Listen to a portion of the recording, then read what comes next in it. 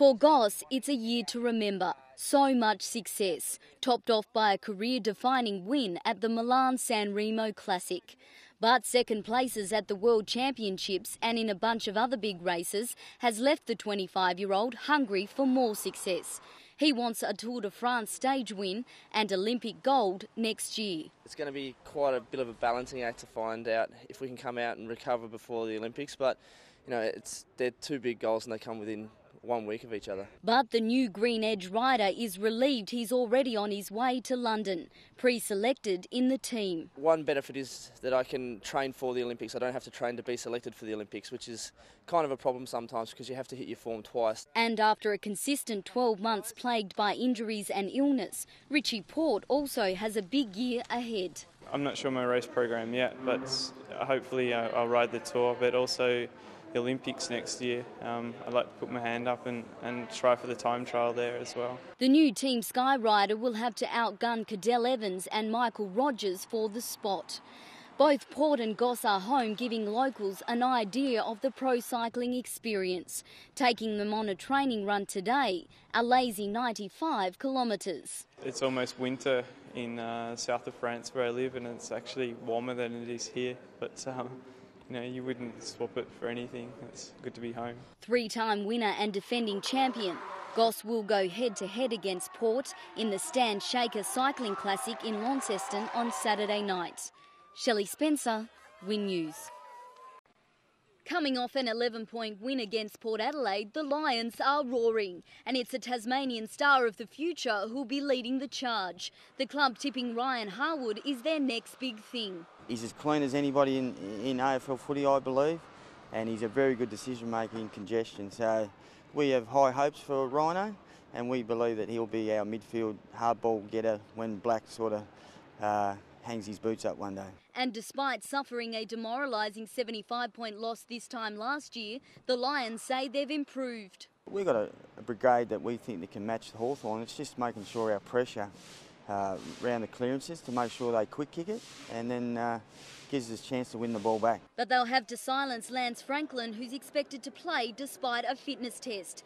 Buddy kicked a bag against the Lions in their last two encounters. Buddy, you all set to play? Yeah, can't wait. Everything he's done throughout the course of the week is suggested he's going to play tomorrow. We just got to make sure we limit his opportunities. We can't have 60 inside 50s and expect to win the game. And the Hawks won't give up their top four spot without a fight, despite injury woes with more than 10 players out of action.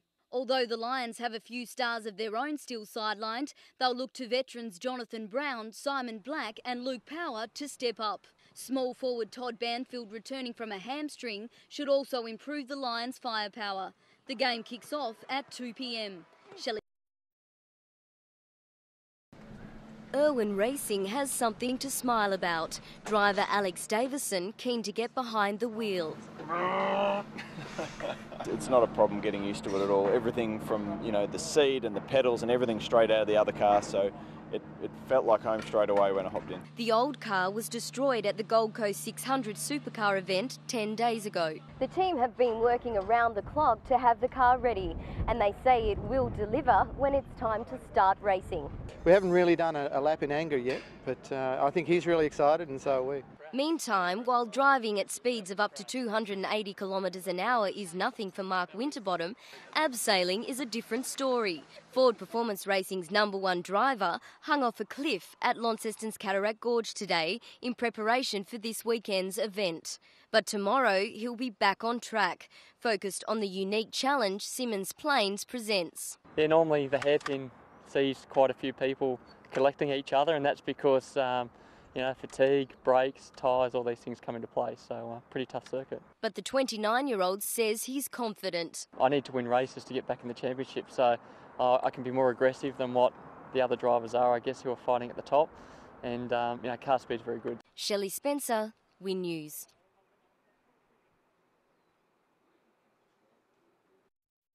He's the man of the moment, but tonight Gill's off to see his heroes. The Real Deal says a Collingwood premiership would make his year. Collingwood fan, so yeah, it should be fun to get out there and hopefully meet a few people. The Launceston-born athlete is still on a high after defeating American-Nigerian Eramiseli Albert in front of a vocal home crowd. Bell sounds, the real deal, Daniel Gill. Pretty amazing the atmosphere out there. I pretty much had to zone out a little bit because it was just a little bit too much. I didn't want to get too excited. But he didn't have it all his own way, still sporting an injured right hand that forced him to adapt his style during the bout. You know, when you don't have all of your tools, it's sometimes difficult to do it the way you normally do it. So I changed it slightly. You know, he was frustrated because I didn't stand in front of him. I mean, that was never going to be my plan anyway. I was going to make it hard for him to hit me. And after winning by a unanimous points decision, Gill has gained a lot of confidence from the encounter. I know I can do 12 rounds with anybody. They can come at me all night if they want to. You know, they can run away from me. They can have a great defence. It doesn't matter. I'm going to be able to adapt and beat them. Gill is now hoping to line up another voluntary fight around December in Australia before heading to the US for his mandatory defence early next year. A lot of the Americans would love me to come over there because they'd love to take that off me. So, you know, it could be worth a fair bit to us, but it would also be great to establish my name over in the US as well. But for now, he's hoping the Pies knock out the Cats. Shelley Spencer, Win News.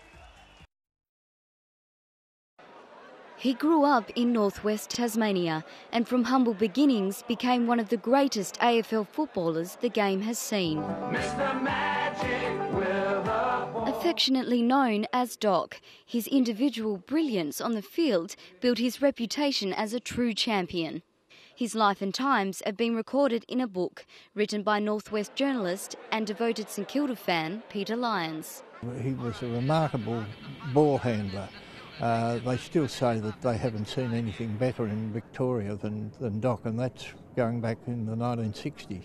Baldock was appointed captain in his second year at St Kilda and led the club to its only premiership in 1966. Doc's a gentleman.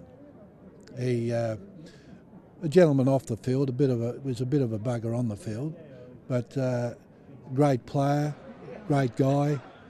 Do anything for anyone. If he hadn't been a footballer, well, he had the chance to be a million other sportsmen, but I know he could have been a really good boxer because I used to do a lot of sparring with him and let me know he could really punch. He was definitely more than just a footballer. He had outstanding success in the thoroughbred racing industry and is said to have been good enough to play Test cricket.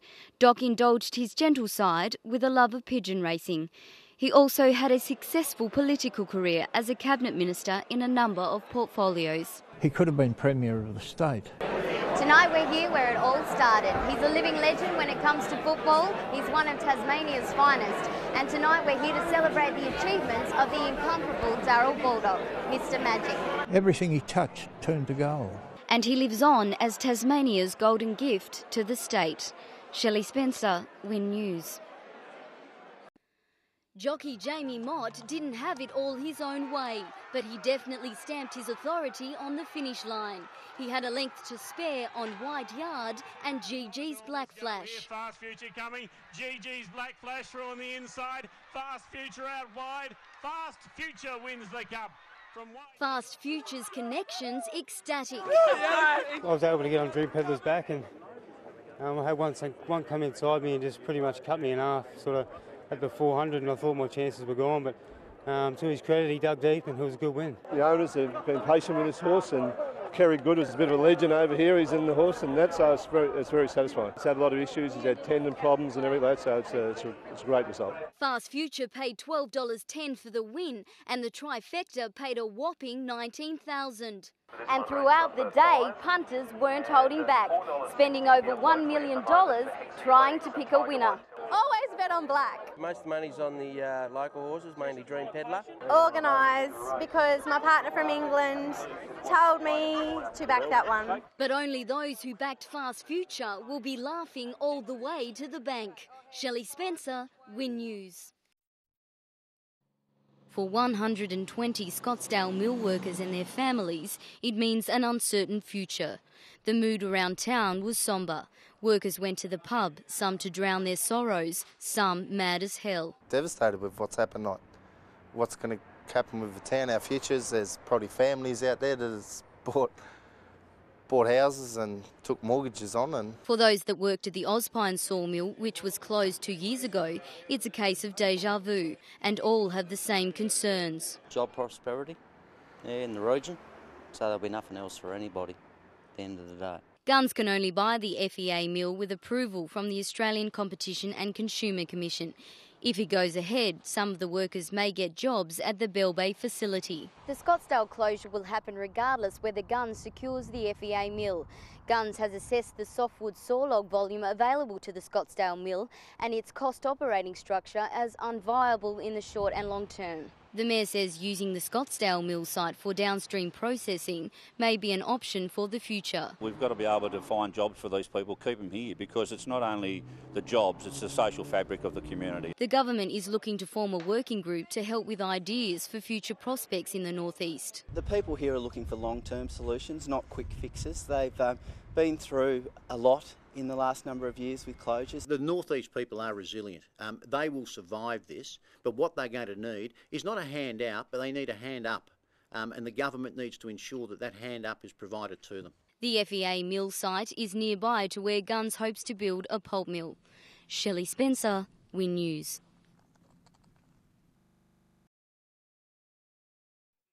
The Premier says if you're opposed to the idea, it's simple. Fill out a form and opt out. The NBN was first rolled out in Tasmania at Scottsdale, Smithton and Midway Point, but there was only a 50% take-up rate where homeowners chose to opt in. The Premier says the new model will see connection rates climb above 90% in the future. We believe that this is the best model to maximise investment in Tasmania, maximise jobs in Tasmania and maximise the ability to future-proof the state for a new economic direction. Workers will be permitted to install connections without property owner consent. The state opposition says the new model is a good idea. Their idea, claiming when Mr Bartlett first heard about the model, he was critical and referred to it as bizarre. It is a failing of this government that only half of the people with the opportunity took up a free fibre connection to their home. It's an indictment on David Bartlett. He failed to sell it. He failed to show the benefits to Tasmanians, and it was up to the Liberal Party to come up with a positive proposal. But federal opposition communications spokesman Malcolm Turnbull says it means no choice for consumers and removes competition in the telecommunication market. If Australian consumers want a fixed line for telephone or internet access, they are going to have to use NBN's line, like it or not, he said. Digital Tasmania says it's a great idea. Well, opt-out's definitely a more efficient and quicker way to roll out the network and ensure more people have access to it in a shorter time. So there's no better time to get up to speed. Shelley Spencer, Win News. For Robbie Toll and his family, it's not what you need at the busiest time of the farming season, but he sees himself as one of the lucky ones. He expects to lose around $100,000, but he'll still have crops to harvest on his Cressy property next month. If we think further afield up to Queensland with guys who've lost everything, houses and family members, I mean, we're blessed really. When the floodwaters hit, up to 40 hectares of Robbie's farm was affected. Potatoes, peas, beans and poppies all going under. In the blink of an eye, his crops, like many others in the state, were decimated, and he's frustrated at the government's response. If they're serious about making Tasmania the food bowl of Australia, well, I think this is their opportunity to get out and help the local farmers. There are obviously processes we need to go through to see whether or not there is financial help available or whether or not we have to find other ways of assisting people through these tough times. If David Bartlett's budget is so dry that he's got no money to support these farmers that are really suffering, then he should be going to Julia Gillard and get her to do her bit to support Tasmania. The Tasmanian agriculture sector is facing loss of up to 25% of its crops, but the true impact is not yet known. What is known is the cost to farmers is threatening livelihoods. If you are under stress, there are areas where you can get help, like rural alive and well. Don't be too proud to ask for help. Tasmanian consumers can expect to feel the pinch with increased vegetable prices. No livestock was seriously affected. Shelley Spencer, Win News.